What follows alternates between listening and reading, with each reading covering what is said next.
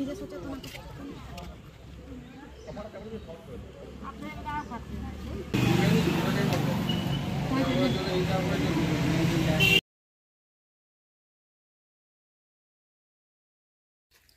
তো এখন দুপুর 1টা বাজে আর 1টার সময় এই যে জল পাওয়ানো চলছে। এখন আমাদের তো বাড়ির কাছে এই তো বাড়ি, এটা জ্যোতি আলু। তো এটা অনেকদিন আগে জল পাওয়ানো হয়েছিল আর এই যে শুকনো হয়ে গেছে কেমন। বাড়িতে তো এখন সেরকম সময় পাওয়া যাচ্ছে না, ওই জন্য সব কাজের ব্যস্ততার মাঝে এটাতে এই যে আজকে সময় হলো জল পাওয়ানোর। আর তোমাদের সাথে কিছু শেয়ার করার আছে, ওটা আমরা একটু স্নান টান করে খেয়ে দিয়ে তারপর তোমাদের সাথে শেয়ার করবো। তো আগে তো তোমাদেরকে বলেছিলাম ভিডিওতে যে পরে তোমাদেরকে কিছু শেয়ার করবো, তো সেরকম সময় হয়ে ওঠেনি আর তোমাদেরকে বলাও হয়নি। তো ভাবলাম যে এটা তোমাদেরকে একটা ইনফরমেশন দিয়ে রাখি, কারণ এটা আমাদের সময় আমরা বুঝতে পারিনি, যাতে এটা পরবর্তীকালে কারোর সেরকম বুঝতে অসুবিধা না হয়। তো সেই জন্য ভিডিওটা করা। তো হয়েছিল কি, বাবুর মানে জ্বর হয়েছিল। এবার জ্বর হতে মানে ও তো একদম ঝিমিয়ে গেছে জ্বর হতে। তারপর বাড়িতে যে ওষুধ ছিল মানে প্যারাসিটামল আগে আনা হয়েছিল, মানে যখন ওর জ্বর হয়েছিল আগে, এবার সেই ওষুধটা আর এক্সপায়ার ডেট তো আর হয়নি, মানে ডেট ছিল। কিন্তু কি হয়েছিল, ওষুধটা না মানে আমি যখন ওকে দিই 1 চিপি মতন, তখন ওষুধটা মানে কালো কালো দেখাচ্ছিল। আর এমনি যে ওষুধটা আমরা পরে এনে দেখেছিলাম ওটা কিন্তু সাদা সাদা, মানে সেই ওষুধটার ডেট থাকা সত্ত্বেও কিন্তু নষ্ট হয়ে গিয়েছিল। এবার আমিও দেখেছি, দেখে আমি ভাবলাম মনে হয় ওষুধটা এরকমই, তবুও ভাবছিলাম দিব না, কিন্তু ওর না প্রচুর জ্বর উঠেছিল। আর তোমাদের দাদাভাই সেও বাড়িতে ছিল না, তো সে জল পাওয়াতে গেছিল সে পাশে, আর সাইকেলও ছিল না। ওই জন্য আমি ভাবলাম যে তাহলে এটা আছে, এটাই আপাতত দিয়ে রাখি, একটু হলেও জ্বর কমবে। এবার ওষুধটা দেওয়ার পর স্বাভাবিক যেমন জ্বর কাটে আমাদের, যে গোটা গাটা ঘেমে যায়, মাথা টাথা ঘেমে যায়, মানে জ্বরটা কাটছে। তো জ্বরটা কিন্তু কেটে গেছিল ওর, আবার স্বাভাবিক খেলাধুলা করছিল। এবার খেলাধুলার পর মানে বিকেলের দিকে আবার ঘ্যান ঘ্যান ঘ্যান ঘ্যান করছে, মানে একটু শরীরটা ভালো লাগছে না, ঘুম থেকে উঠে সে কোল থেকে নামছেই না। তো জ্বর হয়েছে স্বাভাবিক, একটু অস্বস্তি তো লাগবেই, বড়দের হলে যেমন আমরা শুধু ঘুমিয়ে থাকি, আর বাচ্চারা কি করবে, কোলে কোলে কোলে কোলে ঘুরতে চাইবে। তো আমি একটু বিরক্ত হচ্ছিলাম রান্না টান্না করতে। হ্যাঁ একটু আমি মানে বকিনি, কিন্তু কোলে বসেই রান্না টান্না করছিলাম, যাই হোক।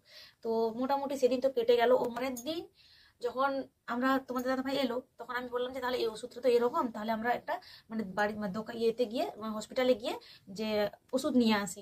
তো এই ওষুধটা কতটা সঠিক কতটা কি নয়, যেহেতু কালো হয়ে গেছিল, তো ওই মনে করেই আমরা আবার হসপিটালে গেছিলাম। এবার হসপিটালে যাওয়ার আগে না ও প্রচুর কান্নাকাটি করছিল সকালবেলা। তো সেটা কিসের জন্য আমরা বুঝতে পারিনি, আমার হয়তো জেদ করছে কোনো কিছু, ওই জন্য হয়তো কাঁদছে। এবার ওইরকম করে ওকে নিয়ে চলে গেছিলাম, নিয়ে ওখান থেকে ওষুধ এনেছি। এবার ওষুধ এনে ওখানে ডাক্তারকে বলেছি যে কান্নাকাটি করছে এরকম। তখন ডাক্তারবাবু আমাদেরকে মানে আমি বললাম যে হয়তো মনে হয় পেটের ব্যথা করছে নাকি, তো বুঝতে তো পারছি না। ও আর এমনি সময় না অনেকেই এখন কান্নাকাটি করে, হয়তো কোনো কিছু চাইছে দিলাম না, কান্নাকাটি করছে। তো বুঝতে পারছি না যে জেদের জন্য করছে নাকি অন্য কিছু অসুবিধা হচ্ছে। তো ডাক্তারবাবুকে বলতে উনি পেট ব্যথার ওষুধ লিখে দিয়েছিলেন, কিন্তু আমাদের কাছে ওখান থেকে এসে না আমাদের কাছে টাকা পয়সা ছিল না। এবার ছিল না বলে আমরা ওষুধ নিয়ে আসিনি। আর যদিও সেরকম খুব সিরিয়াস হতো, ও তখনই কান্নাকাটি করেছিল, তারপর আর করেনি, মানে চুপচাপ যেমন খেলাধুলা করে ওরকমই খেলাধুলা করছিল। তো খেলাধুলা করতে আসলাম তো কোনো অসুবিধা হচ্ছে না। আর এমনি যদি পেট ব্যথা তোমার কন্টিনিউ হতেই থাকে, তাহলে কি হবে, তুমি সারাদিন কাঁদতে থাকবে। এবার সেরকম কিছু হলে কারোর কাছ থেকে পয়সা টয়সা ধার করে হলেও এনে দিতাম।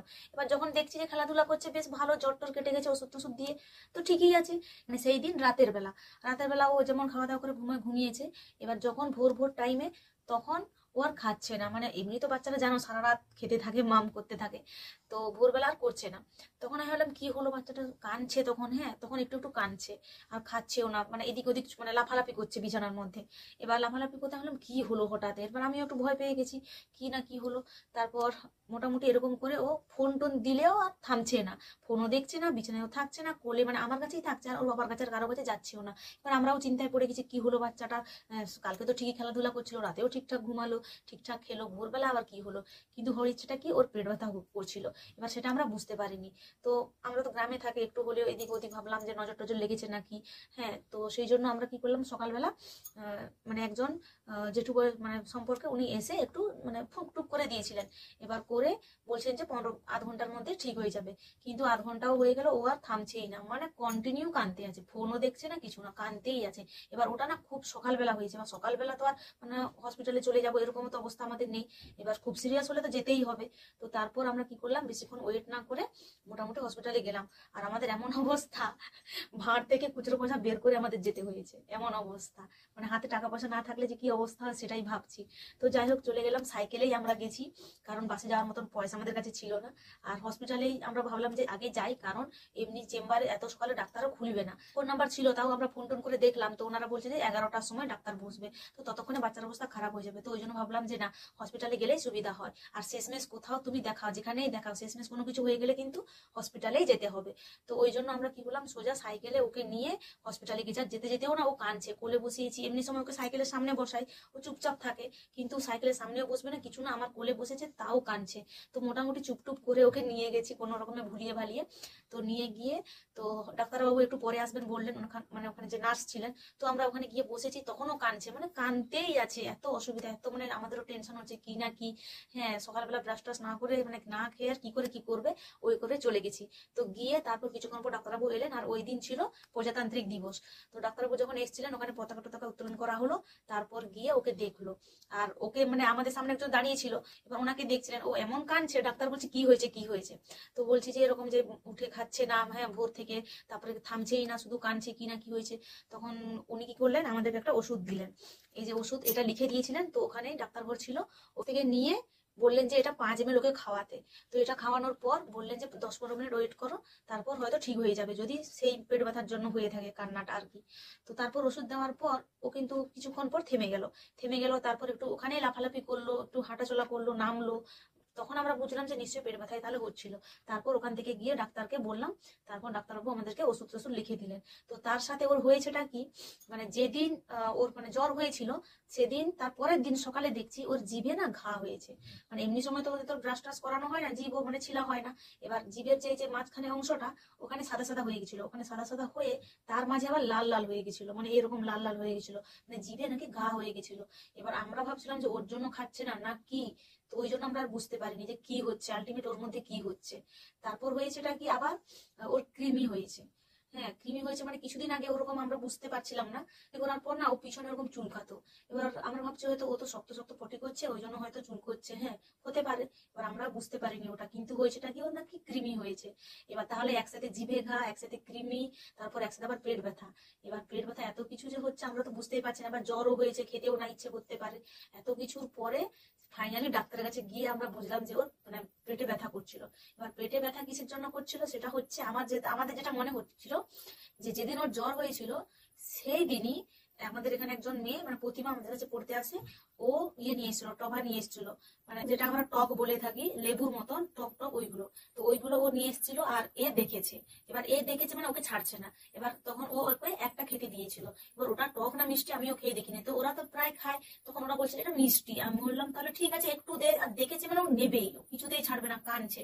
এবার কি হলো, ওকে দিয়েছিল, এবার ও খেয়েছিল সেদিন। এবার সেটার জন্য ওর মানে গ্যাস হয়ে গেছিল না অ্যাসিড হয়ে গেছিল।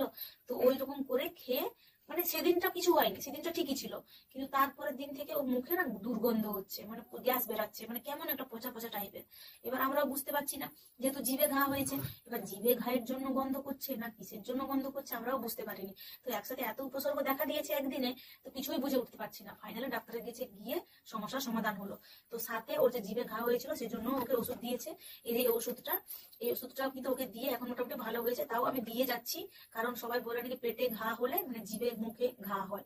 এবার জিভেরটা তো নয় শেষ হয়ে গেছে, এবার পেটের ভিতর তো দেখতে পাচ্ছি না শেষ হয়েছে কিনা, ওই জন্য ওষুধটাকে কন্টিনিউ দিচ্ছি। আরেকটা হয়েছিল কি, ওর যে কৃমি সমস্যা ছিল, এটা নাকি বলে যে 1 বছরের আগে দিতে নেই। এবার আমারও জানা নেই, আর আমাকে কেউ বলেও নি, আমরাও জানি না। এবার তারপর যখন এরকম সমস্যা দেখা দিল একসাথে, তখন ভাবছি যে মনে হচ্ছে কৃমি হয়েছে। এবার অনেকেই তখন বলছে যে এর আগেও নাকি ওকে কৃমি ওষুধ খাওয়াতে হতো। এবার আমরা জানি না, ওই জন্য খাওয়াইনি। তো এবারে নিয়ে এসেছি, এটা সেদিনকে যেদিন আনলাম সেদিনকে ওকে দিয়েছি, আর অর্ধেক দিয়েছি, আর অর্ধেক বলেছে যে 14 দিন পর দিতে। তো এখনো 14 দিন হয়নি, 2-3 দিন হয়েছে, খেয়েছে ও মোটামুটি, এখন তো ভালো আছে, সুস্থ আছে। হ্যাঁ, তারপর দেখি 14 দিন পরে দিয়ে দেখি কেমন ও খাচ্ছে কিনা। তো অনেকে বলে কৃমি হলে নাকি বাচ্চারা খায় না, ঝিমিয়ে পড়ে, হ্যাঁ মানে খিটখিটে হয়ে যায়, এরকম আমি যেটা শুনেছি। তো ওই জন্য ভাবলাম যে না, তাহলে এটা দিয়ে আমি দেখি কতটা কি হচ্ছে। তো এই কটাই ওষুধ দিয়েছে, আর হসপিটাল থেকে তো কিছুই দেয়নি, হসপিটাল থেকে এটা দিয়েছে কৃমি ওষুধ, আর এটা আমাদেরকে কিনতে হয়েছে, আর এটা কিনতে হয়েছে। তো যাই হোক, পয়সা টসা জোগাড় করে তারপরে তো কিনলাম ওষুধ টষুধ। এখন আপাতত ভালো আছে, জ্বরও একটু ভালো হয়ে গেছে। আর বাচ্চাদের ঠান্ডা লেগে গেলে তো জানোই, ঘড়ঘড় ঘড়ঘড় করতে থাকে সারাদিন। তো এই হচ্ছে আমাদের অবস্থা। আর এজন্য এটা বলা যে আমাদের তো জানা ছিল না যে পেটে ব্যথা হচ্ছে কি করে বুঝবো। তো এরকম যদি কারোর বাড়িতে ছোট বাচ্চারা থাকে তোমরা অবশ্যই খেয়াল করবে, ঠিক আছে, খেয়াল করবে। তো নজর টজর তো লোক বলে, সেটাও দেখবে, আর হচ্ছে কি ডাক্তারের কাছেও নিয়ে যাবে। নাহলে শুধু বলবে যে ঘরোয়া ইয়েতে ওর কমে যাবে, এরকম কিন্তু করবে না। ঘরোয়াও দেখবে আর হচ্ছে ডাক্তারের কাছেও যাবে। আর বাচ্চাদেরকে ছোটবেলায় এরকম টক টক জিনিসগুলো না খাওয়ানোই ভালো। তো ওরা বললো আর আমি হয়তো খেয়াল করলাম না, এ তো দেখলেই চেঁচাবে, খাবে, তো ওই জন্য খেয়ে নিয়েছিল। তো আমিও খেয়াল রাখবো এরপর থেকে যাতে ও এরকম কিছু না খায়। আর বাচ্চাদের কোনো কিছু হয়ে গেলে তো টেনশনের শেষ নেই, তাই না? তো এই জন্য আমরাও সেদিন মনে মনে ভাবছিলাম যে এত কষ্ট করে, হ্যাঁ এই জন্যই বলে বাবা মা যে এত কষ্ট করে মানুষ করেছি আর এখন বোঝে না কথা। তো কি করবো, আর ওটা হয়েই থাকে। তো চলো আজকের ইনফরমেশন তোমাদের কতটা কাজে লাগবে জানি না।